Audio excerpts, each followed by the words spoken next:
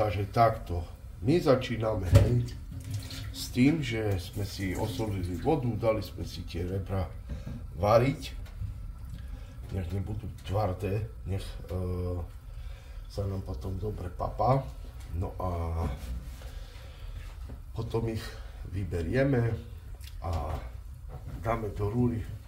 Takže dáme upiecť. A takisto si ideme dať do rúry aj krydielka. Hej, ale musím ich pripraviť. Medzi tým sme si očistili zemiačky, takisto sme si ich dali variť. No a za chvíľu vám ukážeme, že čo dneska uvaríme.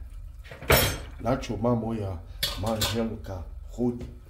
Ja som chcel hovädzie, znojemskú mačku s rýžou, ale ona pále rýža, no a hotovo. A budeme jesť zemiaky.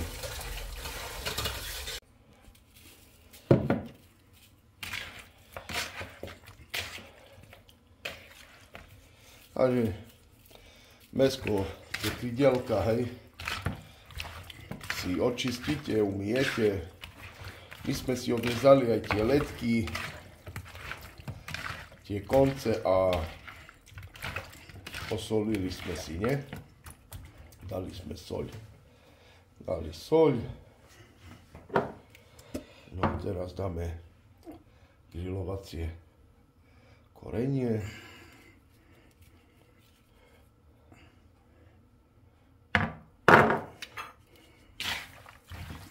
Dobre premiešajte, aby sa tá soľ dostala všade, aj toto grilovacie korenie.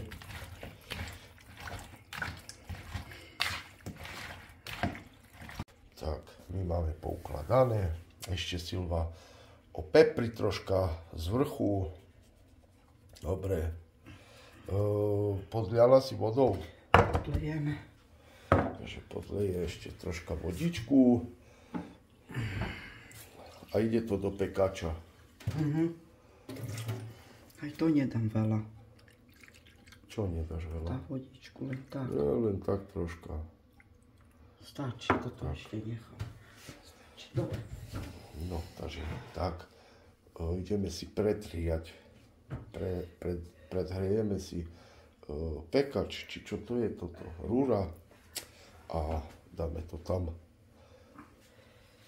na hodinu, aspoň ideme podľa potreby. A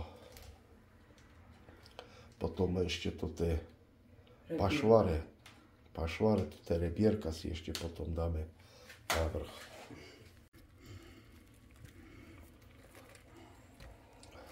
No, fajne upečené, krydielka dáme ešte troška zapiesť, toto rebierka.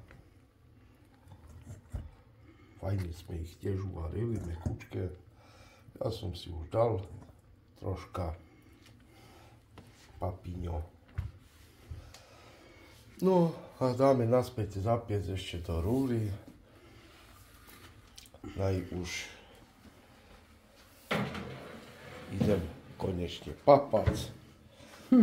Nie, Silva. Tak. No. Už mi moja manželka pripravila tanierík. Takže tak. Idem sa napapať. Veľa mi nedala, lebo minulý, jak mi dala 4 krydielka, tá ľudia nadávali na mňa, že veľa zožerem, veľa toho zjem, že toľko veľa. A tak mi dala. A ja si potom naložím adekvátne. Majte sa pekne a píšte básne.